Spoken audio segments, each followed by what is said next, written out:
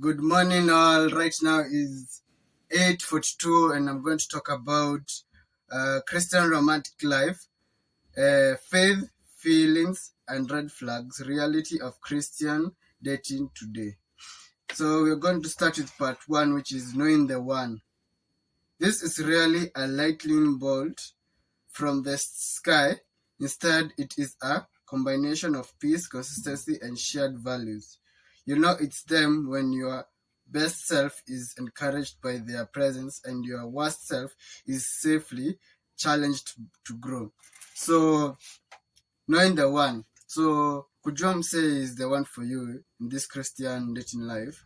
Sahi ni kwa yourself. Ukiona like unaweza kwa yourself na unaencourage kwa yourself, like let's say if you're an extrovert and you're encouraged by your partner to be more of an extrovert,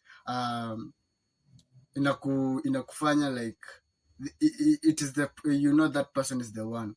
And if you uko na insecurities, your partner anakuambia Azai, this is not what you do, it makes you grow in your life. So utajua ni the one. Perfect example ni there's a couple, a story of a couple who when they grew up together, they grew up in a Christian setup. Kuna mmoja mwenye alilelewa in a traumatized life, kuna mwenye alilelewa in a very good life. So after waka grow up wakapatana, they started dating. Huyo mwenye ako traumatized alikuwa na trauma kwa familia yake, yeye ndo uko hapo ako na issues na maparo wake, ako na insecurities most. Kuna huyu mwenye ameishi kwa maisha fiti, amejua kujiexpress. So huyu mwenye anajua kujiexpress anaencouragewa na ule msi mwenye ako na lot of insecurities jua kujiexpress. Huyo mwenye ako na lot of insecurities anaambiwa na ule msi, Azai, we're not supposed to have insecurities, but we're supposed to do this and this and this. Yeah.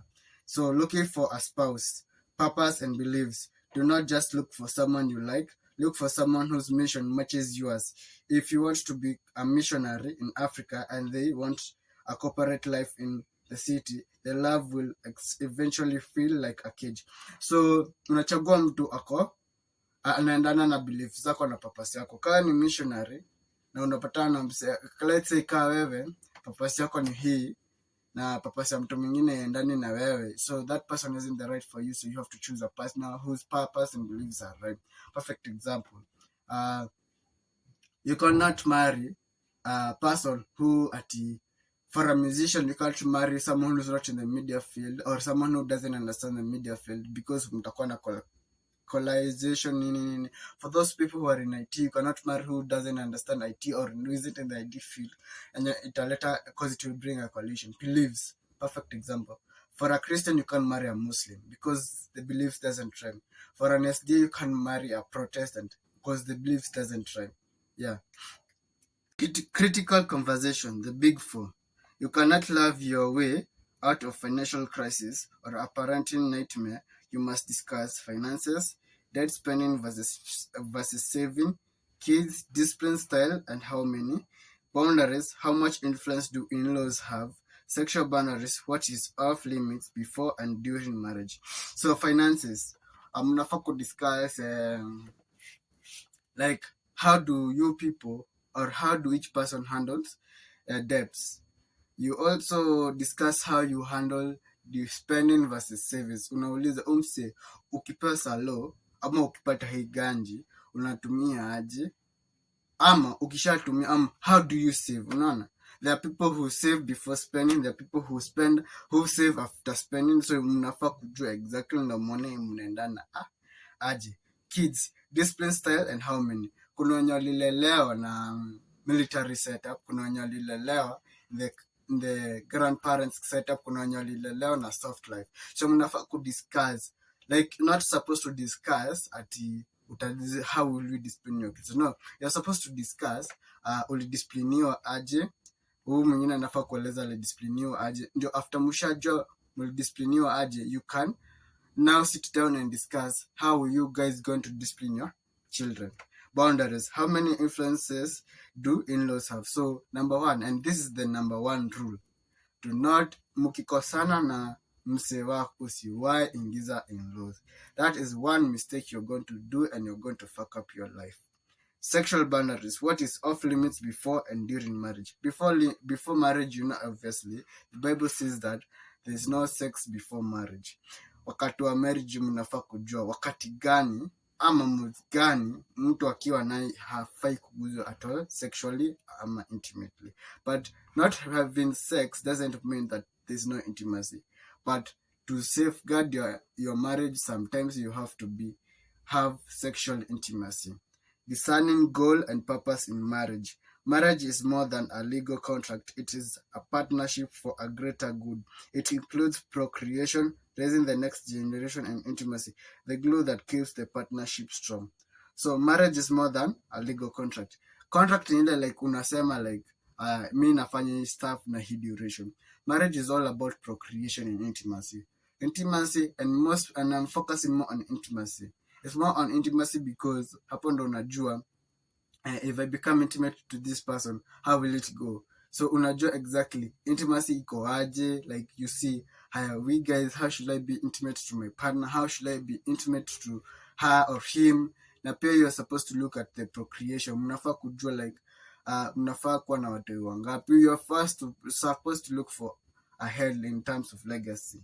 Stewardship and foundation. Before the I do, you are stewards of each other's heart. This means protecting each other's purity and focusing on building foundation of friendship and accountability rather than just physical chemistry. So stewardship and foundation, mnafaa kuangalia, mnafaa kuwa stewards of each other, and foundation inafaa kuwa strong.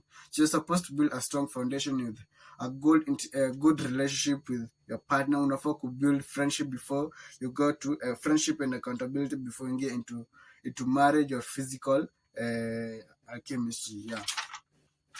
So the burden of purity, men versus women. Purity is a joint responsibility. It is a myth that the burden falls more on one gender. Men are called to lead in honor. Women are called to lead in dignity. Both are responsible for the atmosphere of the relationship. So purity ya mwanaume inafaa kuwa na honor, na purity ya dem inafaa kuwa na dignity. So for perfect example, if you are married or you're in a relationship, even when you're single, as a lady, you're supposed to be having dignity in your life. You're supposed to look at how should a Christian have dignity. As a man, you're supposed to have honor. Unafaa kuangalia how should a Christian man have honor. But for waiting without idolizing, marriage is a blessing, but it's not a survivor. If you are desperate for marriage to fix your loneliness, you are setting up as an idol. Focus on your individual life, hobbies, and your relationship with yourself. In God first, or God first. So before before marriage or before you start dating, you're supposed to have the patience of waiting. You're not supposed to idolize marriage. So you're supposed to look at how should I build myself, and how should I trust more, or how should I build my relationship with God first. So